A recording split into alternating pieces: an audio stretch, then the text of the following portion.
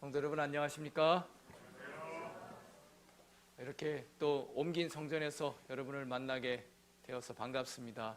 저는 사실 5년 전에 생각을 하면은 생각나는 것들이 참 많습니다. 특별히 제 고향이 부산이고 또 어렸을 때 어렴풋이 제가 그 옛날 교회를 좀 예배 안 드리고 놀았던 것 같아요. 예배 안 드리고 놀았던 그런 기억들도 있고, 그래서 참 그 교회 생각도 많이 나고, 그렇습니다.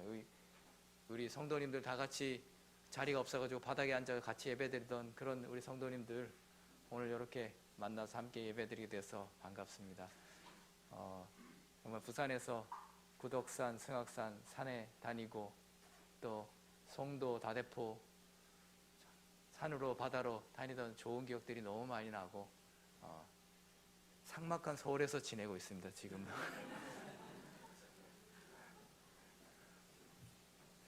불쌍히 봐주십시오.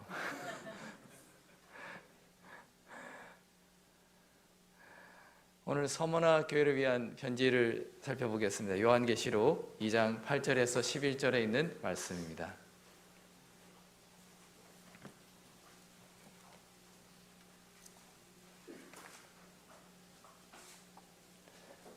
읽겠습니다. 서머나 교회 사자에게 편지하기를 처음이요 나중이요 죽었다가 살아나신 이가 가라사대 내가 내 환난과 궁핍을 아노니 실상은 내가 부요한 자니라. 자칭 유대인이라 하는 자들의 회방도 아노니 실상은 유대인이 아니요 사단의 회라. 내가 장차 받을 고난을 두려워 말라. 볼지어다 마귀가 장차 너희 가운데서 몇 사람을 옥에 던져 시험을 받게 하리라. 너희가 10일 동안 환난을 받으리라. 내가 죽도록 충성하라.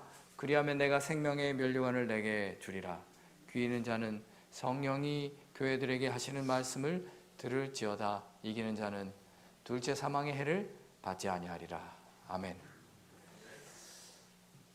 여러분, 서머나 교회에 보내는 편지는 이게 답니다. 4절이에요. 4절. 4절의 내용이 전부인데, 여러분, 서머나 교회에 보낸 편지는 7교회에 보내는 편지 중에서 가장 짧습니다. 하지만 그 의미는 특별하고 깊습니다.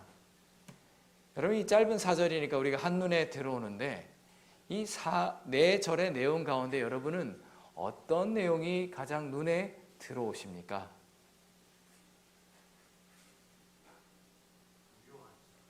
부요한 자. 좋습니다.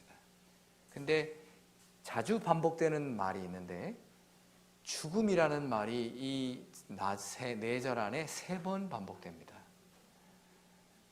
죽음, 사망이라는 단어가 이 절 안에 들어가 있죠. 그것은 이 서머나 교회가 어떤 상황에 있는지를 우리로 하여금 생각하게 합니다. 서머나는 에베소에서 80km 정도 북쪽에 있는 항구 도시입니다. 에베소 같이 강의 하류에 맞닿아 있는 항구 도시예요. 현재 지명은 이즈미르고 인구가 한 500만 정도 살고 있습니다. 부산이 300만이 좀 넘으니까 그죠? 500만이면은 얼마나 큰 도시인지 우리가 알 수 있습니다. 튀르키예에서 3번째로 큰 도시예요. 지금도 그렇습니다. 여기도 이제 소아시아의 중심 도시 중에 하나였는데 여기에 아시아에서 가장 큰 극장이 있었습니다. 2만 명이 들어갈 만한 크기의 극장이 이 서머나에 있었습니다. 이 독보적인 도시의 특산물은 모략이었습니다. 여러분이 이제 모략이라는 말과 서머나라는 말과 그리고 이즈미르라는 이 현대의 지명 모두 보게 되면은 스마르나, 이즈미르 이래가지고 좀 같은 말이 들어가 있죠, 그렇죠? 어원이 같습니다. 어원이 같아요. 어원이 다 이 모든 말들은 모략이라는 말에서 나온 것이죠. 모략이라는 이름에서 나와서 이 도시의 모략이라는 것을 다시 한 번 더 생각하게 합니다. 이 도시 모략은 맛은 쓰지만 향이 좋고 효능이 있어서 아주 향과 의약품으로서 귀하게 여겨지던 것이었습니다. 예를 들어 봅시다. 동방 박사가 아기 예수를 찾아가는데 예물을 세 가지를 가져갔잖아요. 뭐를 가져갔습니까? 황금과 유향과 모략. 황금과 유향과 모략입니다. 가장 귀한 것이기 때문에 이 세 가지를 가져갔는데 그 세 가지 가운데 들어가는 것이 모략이었습니다. 니고데모가 예수님이 돌아가시고 난 다음에 예수님의 장례를 치르기 위해서 뭐를 준비했다 그랬냐면은 모략을 많이 준비했다 그랬어요. 그것은 향료 중에서도 가장 또 장례를 치를 때 중요하게 생각되는 것이기 때문에 준비를 했는데, 우리가 이해할 때에 이 모략들이 아마 이 서머나에서 온 것이었다라고 이해하기 쉽습니다. 서머나는 모략의 원산지. 모략에는 여러 가지 효능이 있는데 그 중에서도 특별히 방부작용이 있습니다. 그러니까 이 썩지 않게 하는 작용이 있어요. 그래서 장례식에도 많이 활용이 되고 시체를 썩지 않게 하는 효능이 이 모략에는 있었습니다. 그래서 고대의 이집트인들은 미라를 만들 때에 그 처리를 하는 과정에서 모략을 사용했어요. 모략을 사용해가지고 이 신체를 보존하는 과정에 사용하고 그 과정을 죽은 몸에다가 생명을 주는 과정이다라고 이해했습니다. 모략을 바르면서 생명을 준다라고 이해를 했어요. 여기 그것과는 다른, 물론 그들의 생각이 있지만 예수님께서는 어떻게 하셨냐면, 예수님께서 편지에서 자신을 뭐라고 소개하세요? 자신을 죽었다가 살아나신 이로 나타내시죠. 그것은 그들이 처한 현실과 예수님 하신 말씀과 굉장히 맞는 것입니다. 사실은 원래 이 모략이라는 도시 서머나도 원래는 죽은 도시였어요. 이 도시가 BC 600년경에 리디아라는 그 고대 제국에 의해서 완전히 멸망했습니다. 여러분, 그러면 지금하고는 상황이 달라요. 옛날에는 멸망하면 어떻게 되면 그대로 폐허가 되고 그렇게 시간이 지나면 그냥 흙 속에 묻히는 거예요. 사라지는 것입니다. 그래서 그렇게 300년 동안 죽었습니다. 이 도시는 끝이 났었어요. 완전히 폐허가 되고 끝이 났었어요. 그런데 이제 BC 300년경에 알렉산더가 와서는 여기에 와서 보고는 이 도시를 재건하라는 명령을 내린 이후에 이 도시가 다시 살아났어요. 그러니까 이 도시도 어떤 도시냐면은 사실은 죽었다가 살아난 도시죠. 여기 예수님께서 죽었다가 살아났다고 말씀하시는 것은 이 도시를 잘 알고 이곳을 잘 아는 분께서 거기에 맞는 말씀으로 지금 말씀하시는 것이에요. 자신을 죽었다가 살아나신 이로 묘사하시는 것입니다. 근데 예수님께서 이 교회를 향해서 뭐라고 말씀하시냐면은 너희의 뭐를 안다? 환난과 궁핍을 안다라고 말씀하셨어요. 그러니까 이 교회는 어떤 교회였냐면 궁핍한 교회였습니다. 얼마나 궁핍했을까요? 여기 궁핍을 뜻하는 헬라어 원어는 푸토케이아인데 이 푸토케이아라는 말은 극심한 가난을 의미해요. 서머나의 그리스도인들은 극심하게 가난했습니다. 거기에는 유대인의 역할이 컸어요. 이 유대인들은 그들이 가지고 있는 영향력을 사용해서 이방인들과 연합해서 그리스도인들을 박해했습니다. 교회는 뭐를 거절했어요? 황제 숭배를 거절했습니다. 그랬기 때문에 그 주류 사회에서 배제되었어요. 배제되었다는 것은 경제적인 고리가 없다는 것이죠. 여러분 한번 생각을 해보세요. 제가 나중에 말씀드리겠습니다. 여러분이 내일 당장 마트에 갈 수 없다고 생각해 보십시오. 내일 당장 시장에 갈 수 없다고 생각해 보십시오. 어떤 의미일까? 그들이 겪는 일들은 사실은 그런 일들, 주류 사회에서 배제되는 일들은 그런 일들이었습니다.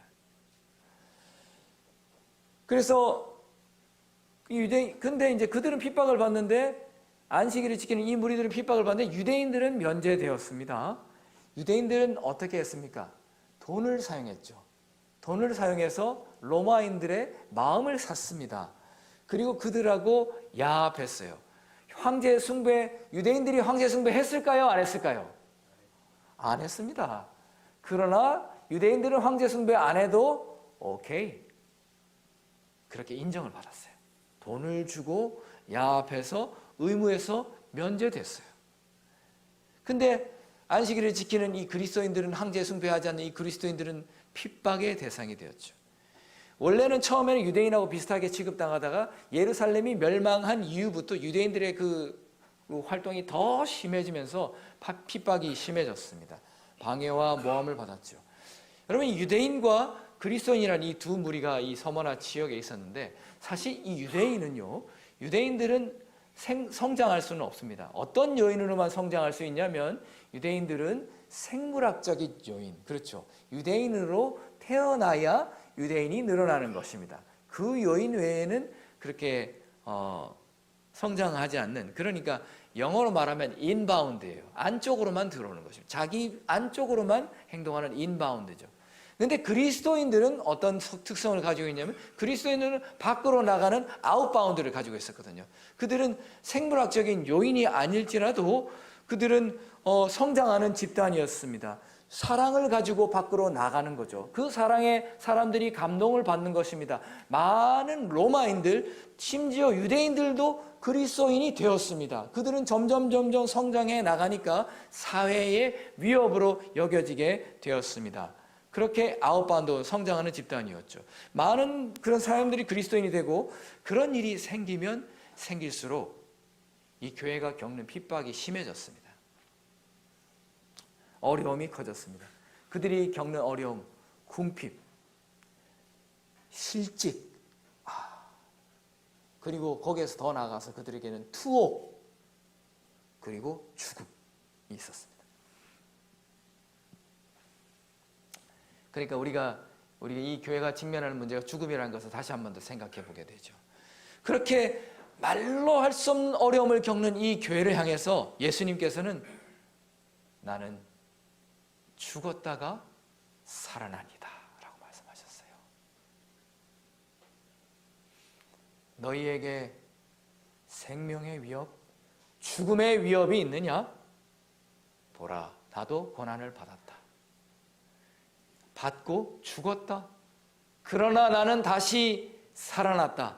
나는 살아있고 처음이요 나중이다. 너에게 있는 어려움을 내가 알고 이미 경험하였다. 혹 너희 앞에 생명의 위협이 있더라도 믿음으로 승리할 수 있고 그 고난에 내가 너와 함께 할 것이다. 나는 죽었다가 살아났다 하시면서 그렇게 말씀하시는 거예요. 근데 예수님께서 또 말씀을 주시는데 뭐라 그러냐면, 이 궁핍하고 어려운 가운데 있는 서머나 교회를 향해서 아까 장로님 말씀, 실상은 내가 어떤 자라? 내가 부요한 자라는 것입니다. 얼마나 놀라운 반전이고 선언인지 모릅니다. 요즘 말로 하면 그들의 은행 계좌에는 잔고가 없어요. 잔고가 없고 그들의 식량 창고에는 음식이 없습니다. 어떻게 살아야 됩니까? 매일매일이 고난이고 먹고 사는 어려움이고 시험이고, 그들이 가진 것은 아무것도 없었고 가진 것이 없었고 가진 것은 오직 예수밖에 없었습니다. 근데 그것이 그들을 부유하게 만드는 것입니다. 요한은 베드로가 이렇게 말한 것을 기억했죠. 사도행전 3장 6절에 이런 말씀이 있습니다. 베드로가 이르되 은과 금은 내게 없거니와 내게 있는 이것을 내게 주노니 나사렛 예수 그리스도의 이름으로 일어나 걸으라.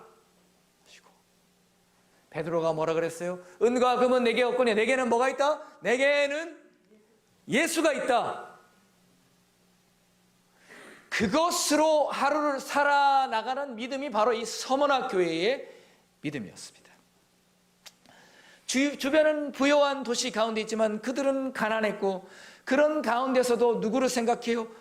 그리스도를 생각함으로 오늘의 궁핍과 환난을 견뎠습니다. 오늘 식탁에 앉으면 음식이 별로 없어요. 근데 그 자리에 누가 계십니까? 예수님이 계셔요.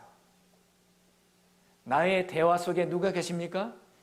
예수님이 계시고 그분이 나의 소망이 되시고 세상이 줄 수 없는 어떤 것보다 그분이 주는 것이 가장 좋다는 것을 날마다 경험하면서 살았던 것입니다.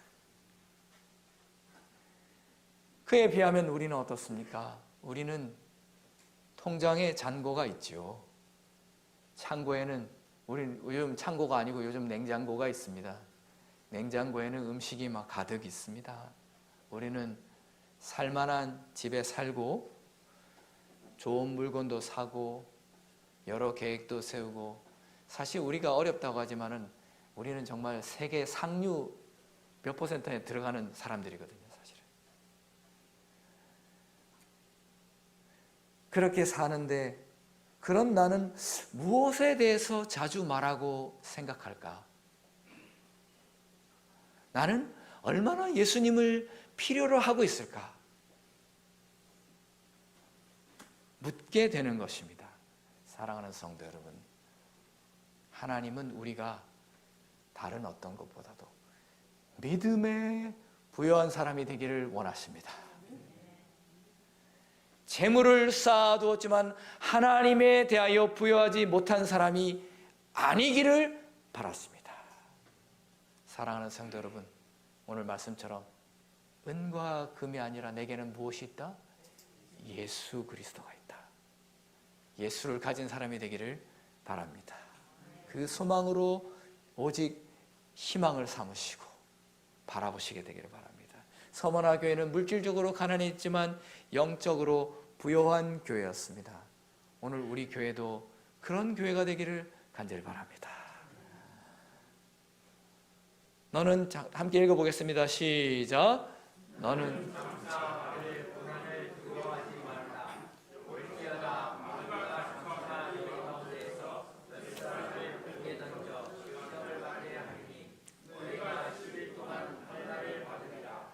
내가 죽도록 충성하라. 그리하면 내가 생명의 관을 주리라.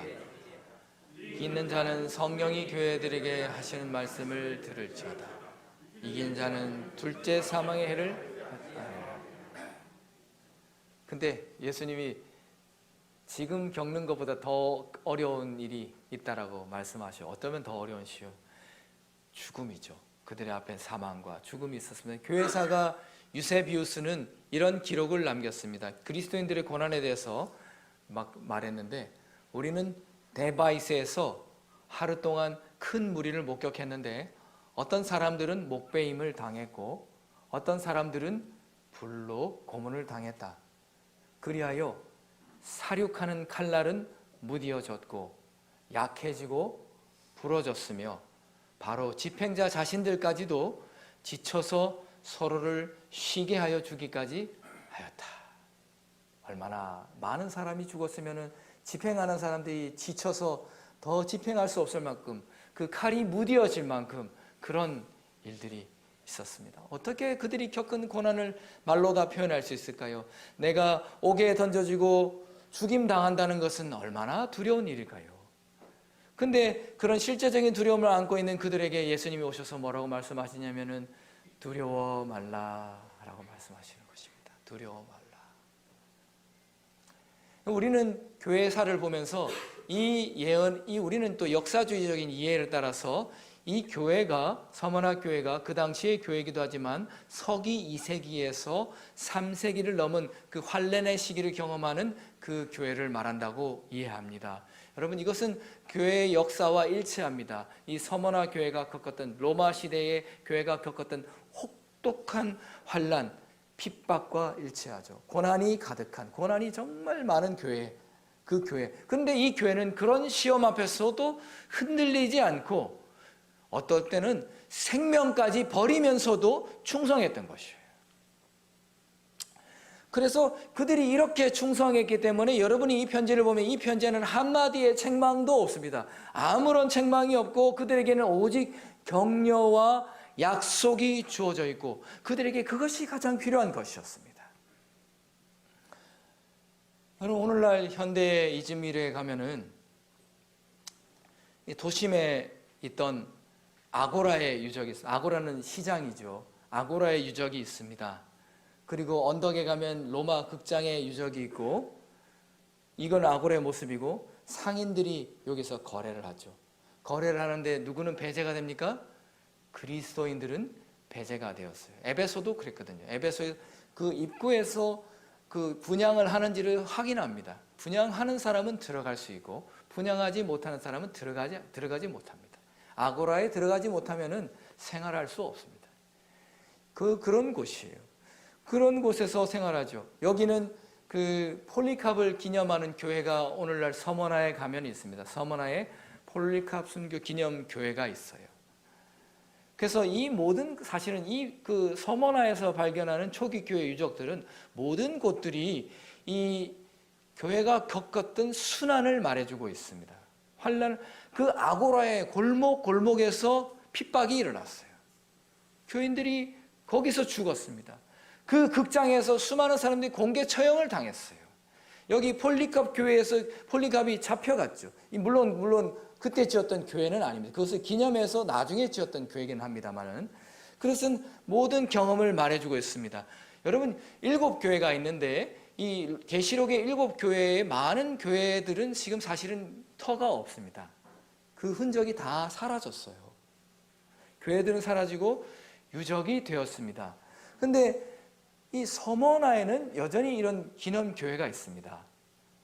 서머나에는 교회가 있고 아직도 그리스도인들이 있어요. 대부분 다른 지역에는 그리스도인도 없고 교회도 없습니다. 튀르키예가 이슬람 국가이기 때문에 그렇죠. 근데 왜 그럴까? 그러면 다른 곳에는 없는데 왜 서머나에는 있을까? 그것은 제가 생각해 볼 때 그 서머나에 뿌려졌던 그 순교의 영향력이 아직도 강하게 남아있기 때문에 서머나에는 여전히 그런 믿음의 어떤 흔적들이 남아있는 것이라고, 우리가 지금도 살아있는 것이라고 이해를 하는 것입니다. 한 명의 순교자가 있는 곳에 누가 나타났어요? 10명의 그리스도인이 나타났어요. 생명을 다해 충성을 하는 그들의 신앙이 사람들의 잠자고 있던 신앙을 막 깨우는 겁니다. 그래서 믿음이 싹트고 그들이 그리스도인이 되는 것이었습니다. 서머나의 교회의 감독이었던 폴리캅도 그랬습니다. 폴리캅이 이제 예수 그리스도를 섬기는데 그의 순교가 가까운 것을 알았죠. 군사들이 폴리캅을 잡으러 왔습니다. 폴리캅은 요한의 제자였어요. 요한의 제자인데 서머나에서 숨기고 있는데 이제 잡으러 왔습니다. 자기를 잡으러 왔으니까 폴리캅이 그들에게 음식을 대접했습니다. 음식을 드시고 계시고 제가 1시간만 기도할 수 있도록 시간을 주십시오. 그러면서 폴리캅은 교회에서 기도를 했어요. 그리고는 폴리캅은 군사들에 의해서 이제 끌려가게 되었습니다. 근데 군사들이 보면은 폴리캅이 자기를 대하는 모습, 그리고 그에 대한 평판, 그리고 지금 그가 보이는 진실한 모습을 보면은 그를 죽이기가 너무 아까운 것이었습니다. 그래서 이 군사들이 데려가면서도 뭐라 그러냐면은 네가 지금이라도 예수님을 그냥 부인한다고 말만 하면은 내가 너를 풀어주겠다. 풀어줄 테니까 예수를 부인해라. 살아야 되지 않겠냐. 가족도 있고. 폴리캅을 군인들이 설득했습니다. 생명을 구해주겠다라고 말했어요. 어떨까요? 여러분 어떨까요? 근데 폴리캅이 이렇게 말했잖아요. 내가 86년 동안 그리스도를 섬기는 동안 그분은 나에게 한 번도 잘못한 적이 없습니다. 근데 내가 어떻게 나의 왕이요 구주이신 그리스도를 부인할 수 있겠습니까?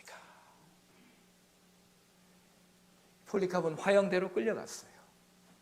병사들이 화형대에다 못 박으려고 그랬는데 폴리캅이 뭐라 그랬어요? 나를 못 박지 말라 그랬어요. 나를 못 박지 않아도 돼. 나는 이 자리에서 움직이지 않을 것이다. 나를 못 박지 않아도 된다. 그래서 화형을 위해서 나무를 주변에 둘러세우고 불이 붙었죠. 불이 붙었는데 폴리캅이 흔들리지 않고 거기 그대로 서 있는데 오히려 그의 모습이 더욱 밝고 맑은 것 같았습니다. 사형 집행관이 보는데요, 사형 집행관의 마음이 더 초조한 것입니다. 폴리캅은 하늘을 보면서 아름다운 모습으로 서 있는데 보는 사형 집행관의 마음이 더 초조하고 그대로 두면 안 될 것 같아요. 빨리 찔러서 죽이라 그랬어요. 그래서 그는 불타 죽기 전에 찔려 죽었습니다.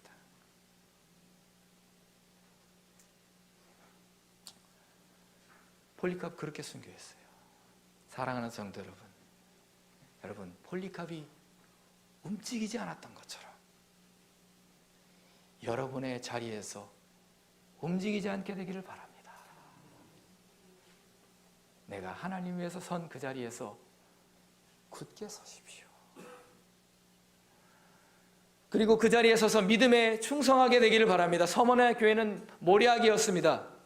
모략이 부서지면은 그 향기가 더 짙어지는 것처럼 그들은 부서질수록, 핍박받을수록, 환난이 더해질수록, 순교가 올수록 더 아름다운 그리스도의 향기를 품어냈습니다. 여러분, 이제 이 내용이 어디에서 나오는지 교과책을 열심히 공부하신 분은 알 거예요. 기독교의 발흥이라는 책에 이런 내용이 있습니다. 기독교의 가장 두드러진 성장은 두 차례 팬데믹 가운데 있었죠. 서기 160년과 서기 260년경 두 차례의 끔찍한 전염병이 이 로마를 덮쳤습니다.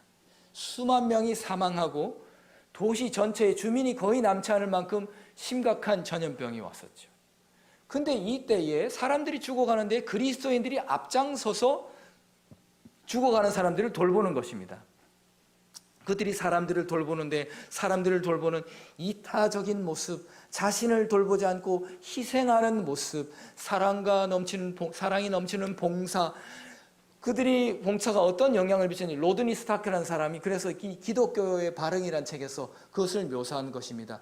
전염병 2차 대유행 당시에 여전히 유대인 기독교인들이 높았는데 사실상 그들이 뭐가 됐냐면 간호부대가 돼가지고 고통받는 지역사회가 살아남는 데 중요한 도움을 제공했다는 것입니다. 그래서 그들의 봉사가 이어지면 사람들이 어떻게 그걸 보면서 사람들이 개종하는데 한 사람씩 개종하고 그러다가 수천 명이 개종하고 그러다가 수만 명이 개종하고 나중에는 수백만 명이 개종하는 것입니다. 수백만 명이 그리스도인이 되는 거예요. 이 로마의 전염병이 창궐하는 그 기간에 그들이 수백만 명이 그리스도인이 되었습니다. 그들의 사랑하는 모습, 생명을 아끼지 않는 봉사, 그것이 그들에게 경외감을 일으켰던 것입니다. 두 번째 대유행이 한참이던 서기 260년경에 디오니시우스는 다른 사람을 돌보다가 목숨을 잃은 그리스도인들의 영웅적인 활동에 대해서 찬사를 기록했죠. 여기 이렇게 되어 있습니다. 우리 기독교인 형제들은 무한한 사랑과 충성심을 보여주었으며 한시도 몸을 사리지 않고 상대방을 배려하는 데 온 힘을 쏟았습니다. 그들은 위협을 무릅쓰고 아픈 자를 도맡아 그리스도를 힘입어 모든 필요를 공급하고 섬겼습니다. 그리고 병자들과 함께 평안과 기쁨 속에 생을 마감했습니다. 그들은 환자로부터 전염되었지만 이웃의 아픔마저 기꺼이 끌어안고 기쁨으로 고통을 감내했습니다. 왜 많은 로마인들이 그리스도인이 되었는가? 그들이 볼 때 이들이 가진 믿음은 진짜예요. 그들이 믿는 신앙은 살아있는 신앙이에요. 이 사람들은 뭘 믿었습니까? 부활을 믿었기 때문에 죽음이 두렵지가 않았어요. 예수 그리스도의 부활, 내가 죽어도 부활할, 그래서 두려워하지 않고 모든 것을 내어주는 사랑이 그들에게 있어서 그렇습니다. 오늘날 왜 기독교가 무너지고 있는가? 여러분, 우리가 정말 사랑을 가진 그리스도인의 모습을 회복할 때에 우리의 많은 문제들이 해결될 것입니다. 우리가 교회를 위해서 고민하는 것 마찬가지겠죠. 많은 방법보다도 진정한 그리스도인이 될 때 요한계시록은 우리를 가리켜서 뭐라 그래요? 새 천사의 기별을 주면서 우리가 세천사라고 말하죠. 우리가 그렇게 봉사하는 세천사라고 말을 합니다. 여러분, 얼마나 영화로운 약속입니까? 여기 마지막에 이렇게 말하고 있습니다. 그 계시관을, 생명의 면류관을 주겠다 그랬어요. 우리 서머나의 교과책에도 다 나오고 있어요. 이 내용이 이번에 교과와 겹치는데, 서머나의 이교조 제사장들은 뭘 받았냐면은 그 월계수관을 받았습니다. 그 요한이 그거하고 비교한 거예요. 그 그리스도인에게는 뭐가 주어질 것이다. 그 썩는 월계수관이 아니라 생명의 면류관을 주실 것이다. 그들이 받는 것은 헛것이고 썩을 것이지만은 우리는 영생의 약속과 부활의 소망이 있는, 그러므로 내가 어떻게 해라? 죽도록 충성하라. 그러면 내가 내게 생명의 관을 주리라. 사랑하는 성도 여러분, 오늘 이 약속의 말씀이 여러분의 마음 가운데 살아있게 되기를 간절히 바랍니다. 여러분, 오늘날 평안한 시대 같지만은 사실은 여전히 200만 이상의 그리스도인들이 핍박받고 있는 시대입니다. 핍박 가운데서 고통당하면서 어떤 때는 그런 어려움이 있고, 우리도 사실은 그 종교의 자유가 이렇게 있는 시대 속에 살고 있지만 오늘도 우리는 신앙의 어려움을 사실은 많이 겪고 있어요. 어떤 때는 인간 관계 때문에 어려움을 겪고, 결혼 관계, 또 어떤 때는 그런 관계들이 때로는 고통이기도 하고 때로는 죽음 같은 일이기도 하고, 직장에서 그만두게 하는 것은 어떤 때는 죽음 같은 그런 느낌이에요. 그런 가운데서도 우리는 자신을 죽이고 그리스도를 선택하고, 이 서머나교회의 사망은 너무나 가까이 있었지만은 그러나 예수님께서 그들 위해 더 가까이 계시고 뭐라고 말씀하셨어요? 너희가 둘째 사망의 해를 받지 않겠다라고 말씀하셨습니다. 오늘 이 약속이 여러분에게도 주어진 약속이 되기를 간절히 바랍니다.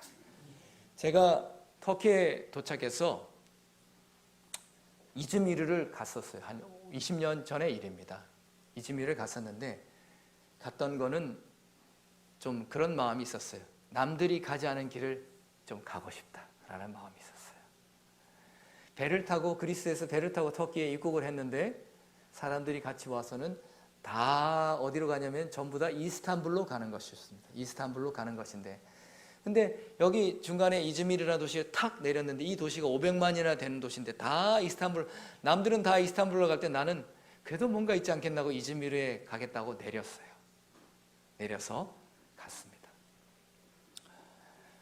결론적으로 말씀드리면 이즈미르는 그렇게 유명한 관광지가 아닌데, 가보니까 중요한 유적지는 제가 늦게 가서 그런지 벌써 문을 닫았어요. 거기다가 비가 내리기 시작했습니다. 다니다가 더 이상 다니고 싶지 않았어요. 그래서 숙소로 돌아왔습니다. 숙소로 돌아와서 일정이 참 생각대로 잘 안 되잖아요. 오늘 그냥 시간을, 하루를 의미 없이 보낸 것 같았어요. 마음속에 무슨 생각이 들었을까요? 내일 아침에는 이스탄불로 가야 되겠다. 내일 아침에는 이스탄불로 가야 되겠다 생각하고는 잠이 들었습니다. 그리고 아침에 버스 터미널로 갔어요. 버스 터미널을 가서 이스탄불로 가는 티켓을 사기 위해서 갔는데, 터키는 이제 버스 티켓도 흥정을 해야 되는 거예요. 그때 지금은 어떤지 모르겠어요. 그래서 제가 터키 말을 또 잘하거든요. 잘해가지고 어렌즈, 그러니까 학생이란 말, 학생 할인을 해줘요. 그러니까 또 거기서 멈추면 안 됩니다. 인디림, 그러면 할인해달란 말이에요. 그러면 한 번 더 할인해 주는데, 사실은 거기서 제가 순진해서 더 이상은 못했어요. 더 이상은 못하고, 그래가지고 버스표를 샀습니다. 버스표를 사고는 이제 갈라 그러는데, 거기 할아버지가 티켓을 파는데, 할아버지가 이제 저를 보고는 터키 말로 막 뭐라 말을 해요. 말을 하는데 가만히 저보고 한국 사람이냐고 물어보는 것 같아요. 그래서 제가 터키 말도 잘하잖아요. 그래가지고 한마디 할 줄, 벤 꼬렐리임 그랬어요. 벤 꼬렐리임, 그러니까 이게 한국 사람이다 라는 말이거든요. 그랬더니 야, 할아버지, 벤 꼬렐리, 그러더니 더 막 말하는 거예요. 섞인 말로. 도무지 무슨 말인지 알 수가 없어요. 막 말하는데 알아듣지를 못하니까 이 할아버지가 답답하대 딱 하더니 두두두두두두두두 이러는 거예요.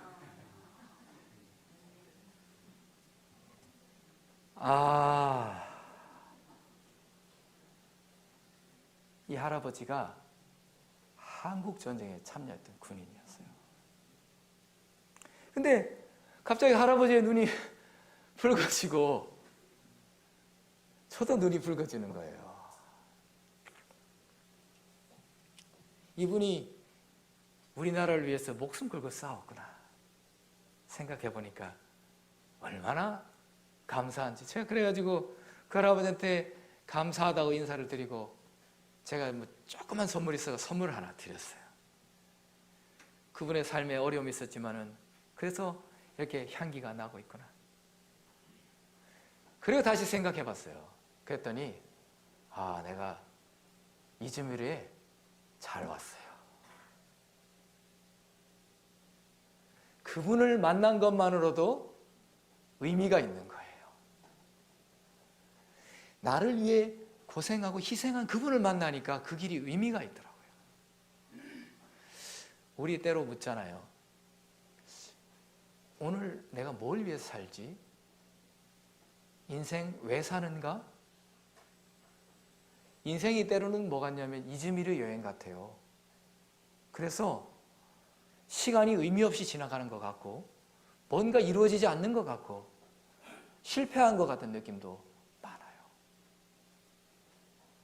근데 우리가 나를 위해 희생하신 그리스도를 만날 때, 나를 위해서 목숨을 걸고 오신 그분을 만날 때에 우리 마음에 감사가 샘솟고 삶의 의미가 달라지는 것입니다. 여러분, 우리 인생은 누구를 만나느냐에 따라서 인생의 의미가 달라지는 거예요. 사랑하는 성도 여러분, 우리에게 생명의 약속을 주시기 위해서 모든 것을 버리고 십자가를 지신 예수 그리스도를 만나시게 되기를 간절히 바랍니다. 나를 위해 버린 예수 그리스도를 위해서 모든 것을 버린 서머나 교인들처럼 여러분 마음 가운데 다시 한번 깊은 충성을 다짐하는 우리 36 부산병원교회 성도들 되기를 간절히 바랍니다. 은과 금으로 자라난 것이 아니고 무엇으로? 오직 내 안에 있는 예수 그리스도로 자랑하고 그것을 가장 귀하게 여기는 우리가 되기를 간절히 바랍니다. 그러므로 예수님께서 내 안에 계심으로 내 삶에 그런 일들이 어려움과 있는 현실이 있을지라도 힘과 은혜를 경험하면서 오늘 내가 예수님을 매일 만남으로 그 힘으로 살아가고 이기는 승리하는 생명의 약속을 가진 우리 성도님들 되시길 바랍니다. 하나님의 사랑과 은혜가 여러분의 삶 가운데 함께하기를 간절히 바라면서 말씀을 줄이겠습니다. 하나님, 우리 인생길의 친구가 되어주셔서 감사합니다.